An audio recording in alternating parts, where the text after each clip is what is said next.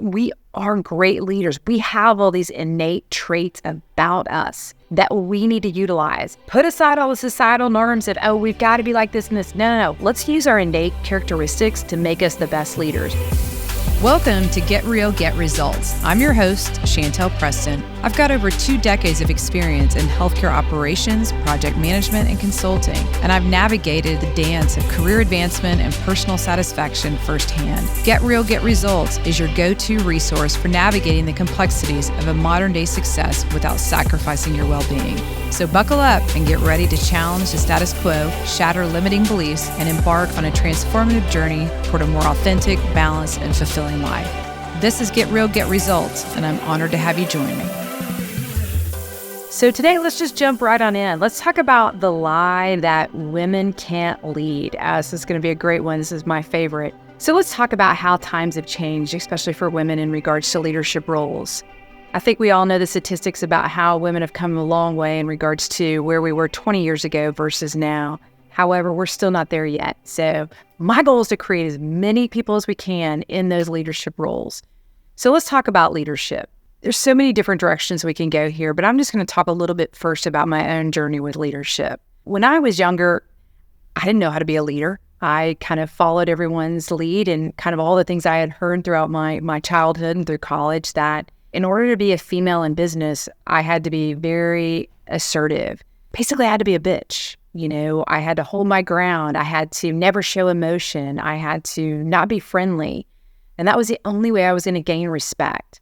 Now, I have to tell you, I'm also on the construction side because I developed facilities. And so I did have a different persona when I'd walk on a construction site. However, in the boardroom or in the conference rooms, I felt like I had to be this cold-hearted individual that didn't care about anything or anyone other than what were the goals and objectives of the company. I'm not saying that was right, but that's all I knew. As I grew in my career, I started to realize that it wasn't me. Authentically, that wasn't me. I'm a pretty happy-go-lucky person. I'm a pretty compassionate, I'm a pretty empathetic person. I was trying to live this double life of being the person I was supposed to be at work and then, taking that mask off and being who I really was outside of work. I realized that I wasn't doing anybody any favors by living that world. We look at how leadership has changed. In the old days, I was very authoritative. It was my way or no way. I was the boss. I knew what to do. I knew how to do it. You just do it. Don't ask me questions. I learned as I grew that I wasn't getting the most out of my employees. I wasn't getting the most out of my staff. Why? Because they kind of lived in this fear of not crossing my path. Whereas as I grew and through the COVID scenario, which was probably my greatest point in life of learning, I realized that I needed a different strategy. It was a different time. I had 400 and some employees. I needed a different strategy of how to build a culture that I felt was embraced by all. And I did that through being authentically me. And when I say that, I'm not saying that I let people get away with murder, or I let people do things that they shouldn't be doing, but I became very authentic and very vulnerable with them. I wanted them to understand who we were as an organization. I was compassionate. I was empathetic. I was trustworthy. I really wanted individuals to realize their value. And I wanted everyone to understand how valuable they were. Because at that point, everyone was valuable. Whether it was the CEO down to the housekeepers, we need everyone to work to make our organization successful. So as a leader, most of the time what hold us back is our own self-doubt, our own insecurities, our own imposter syndrome. I'm amazed by how many women my age that I talk to that, I think we're, talking about other things. Next thing I know, I'm coaching. Why? Because they have imposter syndrome. And they're like, I shouldn't be here. I don't deserve to be here. Well, wait a minute. You're a badass. What do you mean you don't deserve to be here? You've earned everything you've done. And so I want to talk about how we get away from that and how we put our best foot forward to basically build our own confidence when we walk in a room. When I was younger, I'd walk in the room like I owned the place. Not because I did, because I didn't know any better. I got away with a lot. Fake it till you make it, I guess. As I got older, obviously, I realized that perception was an important component to not only my own confidence, but also how I was perceived by others. I didn't have to be a bitch. I just had to walk into the room and know my stuff and be confident in my abilities. It goes back to self-love, self-value. And so I was confident in who I was. I was confident in my own abilities because I figured if I didn't know how to do something, at least I knew the right person to ask to figure out how to do something. And I wasn't scared to ask for help. So how can I help do that with other people and show them that, hey, it's okay to not know everything? I'll be the first one in a meeting to raise my hand and be like, hey, I don't have the answer to that, but let me get back to you and let me figure it out. My younger days, I'd have just spit out something, and like I knew everything. I don't know everything. And I realized I gained so much more respect by being that person that says, hey, I may not know, but let me figure it out, versus telling them something, then they're realizing, hey, that's not how it is. You're full of shit. Fair? So we talk about self-doubt. We talk about, know your own value. One of my great close friends just recently sold her organization for a significant amount of money. She built it from nothing to where she was now and sold it. And then she was looking for her next gig. Where do I go next? That great question after you sell your business. Well, who am I now? What do I do now? It was fascinating. She had so many. She was so upset. What am I going to do? I don't know who I am anymore. We all just kept saying, hey, just wait. Just take a breath. Figure out what you want to do. You're going to have plenty of opportunities, but figure out what you want to do. Figure out what you don't want to do. And sometimes it's easier to establish what I don't want versus what I do want. So figure out what you don't want to do. Well, sure enough, she had multiple offers. Lots of people headed after her, wanting her to come work for them. And so she ended up in a phase with an organization where they were negotiating the term sheet for her employment. So it was great. We were out playing golf. She said, hey, I got a term sheet. Great. That's awesome. What did it say? And she told me all about it. She was super excited. And I said, okay, great. What did you counter? She just looked at me. Counter? Why would I counter? Why would you not counter? And she's like, well, I thought it was fair. Okay, well, it might have been fair, but don't you think they expected you to counter? Because every man out there would have countered. Whether they said no or not, they would have countered. So it's fascinating to me how we don't take into consideration our own value. We need to put our values and say, okay, I value myself enough that I'm going to counter what they offer me. What's the worst they can say? No. Okay, great. So now you know, but at least you asked. And guess what? Most of the time, they're going to say yes because they know how valuable you are too. It's about finding that value. The other thing is risk. We all talk about risk. I'm just going to tell you, women are the most risk-averse people I've ever seen. And that goes to investing, another episode, another time, to leadership, all those things. We want everything that we do to be perfect, okay? It's got to be perfect. We can't turn in a proposal unless it's perfect. We can't, submit our board reports unless they're perfect. I get it. I used to be the same way. However, you've got to look at what is perfect, right? What is good enough? We hold ourselves or limit ourselves by trying to achieve that perfection every time. Type A personalities, we're all here, how to be perfect every single time. I want you to go back and think about it. What is perfect or what is good enough? Am I wasting so much time trying to get to perfection that frankly we'll never ever get to? Or is good enough to go on to the next task? And I see this a lot with entrepreneurs. I'll just say that. I see women, they're like, oh, we want to raise money. We want this. Okay, great. Well, where are you? Well, I've got to get my business plan perfect. Okay. I'll just tell you, I do a lot of investing. I've never had a man say, hey, my business model is perfect. Here you go.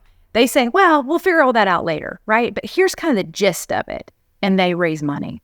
Make sure you have a good sense as to what's enough to get you where you need to be and to achieve your goals. And I'm not saying do sloppy things. I'm not saying don't put your 100% in. Paralysis by analysis, okay? I love that terminology. It's my favorite. Sometimes we get ourselves in a system and we can't get out. We can't figure out because we got to analyze everything to death, right? And that's what we're used to doing. We're used to, looking at every problem, being problem solvers, and how do I do this and that? Sometimes you have to stop and say, okay, what are the things that I need to articulate? What are the points I'm trying to make? Okay, do I have that incorporated in there? Great, then I'm going to lead. And that's the same thing as being a leader with your company. You know, we want everything to be perfect. It's never going to be. And if somebody's telling you that it will, they're lying to you. It's never going to be perfect. So what are my key indicators that I want to look at? Okay, what are the things that are going to make the biggest impact within the organization right now, and how can I achieve them? And it's not a list of 50 things that you have to do. It's the top 3. How do I make these decisions? Same thing with your staff. How do I put people in the right places? Again, we want to set people up for success, not for failure. And so that's by putting individuals in the places where they're going to be most successful. That's also, in the time that we're in today, how do we become flexible? You know, women, again, we got to flex a lot. We're in the middle of our board meeting and, oh my gosh, somebody calls, I got a sick kid, I got to go. Okay, it's always us that ends up having to pick up the sick kid, right? So we have to leave. So flexibility is a key component to what we do. So let's talk about that in business and in leadership. You know, we talk about our staff. Where is most of our problems? Personnel. Let's just say it out loud. I'll say it for you.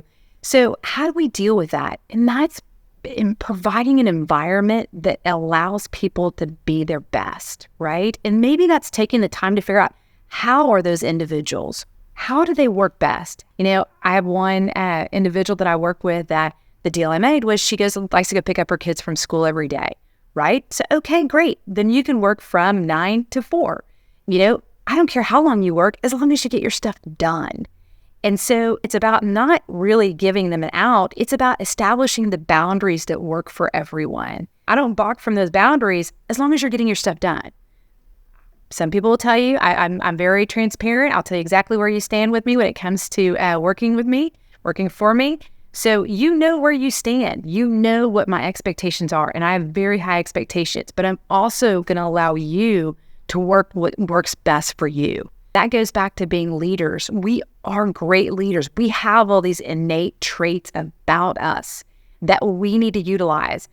Put aside all the societal norms that, oh, we've got to be like this and this. No. Let's use our innate characteristics to make us the best leaders.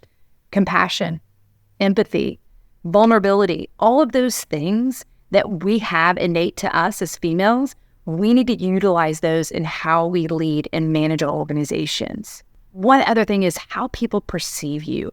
You know, I love it because they say, oh, I've got to come up with this great presentation. Hey, guess what, guys? They've already judged you in the first 10 seconds they see you. I'm just going to tell you that right now. Before you even sit down, they've judged you. And that's in every aspect of your life. So here's the thing I tell people. You know, when you walk into a room, you're walking in confident. They're going to say, okay, she knows her stuff. I have a great individual that came to me recently and she said, Chantell, you're never going to believe this. She started a new job. She said, I did a Chantellism. Oh, okay, great. Was a Chantellism.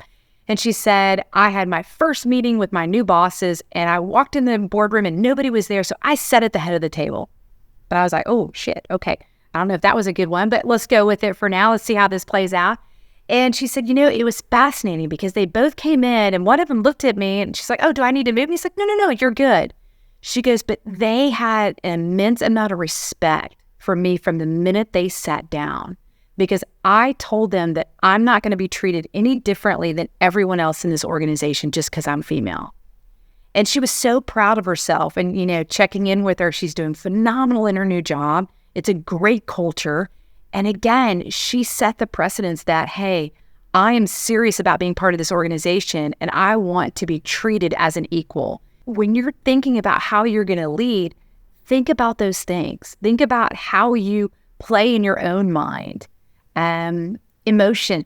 I love it when they say, oh, women are just too emotional to do things, right? We're going to do a whole episode on negotiations and how to handle your emotions in negotiation, because we negotiate all aspects of our life with our children, with our bosses, with our spouses, everybody. We negotiate constantly. I want you guys to think about those things as you're going in and you're leading. So one takeaway that you can do today is when you're looking at your leaders, think about you, reframe how you talk to yourself, reframe how you're thinking through things. But when you're walking in someone, remember, every aspect of you has to be present and confident, and put that self-doubt, because I guarantee nobody in the room is doubting you other than yourself, right? You're your own worst enemy. We want everything to be perfect. They're thrilled with probably your work. think about those things when you walk into a room. So next time you go in a room, think about where you sit. Think about how you walk in. And think about, is there a way I could have done this in a better perspective so when I walk in, people see me in a different light? So those are my takeaways for today. Hey guys, thank you so much for joining us today. I look forward to seeing everybody on our next episode. Thank you for tuning in to another episode of Get Real, Get Results. Now get off your ass, get out there, and enjoy the life that you want to live. We're here if you need guidance, and until next time, do your best, enjoy the small victories, and stay unstoppable.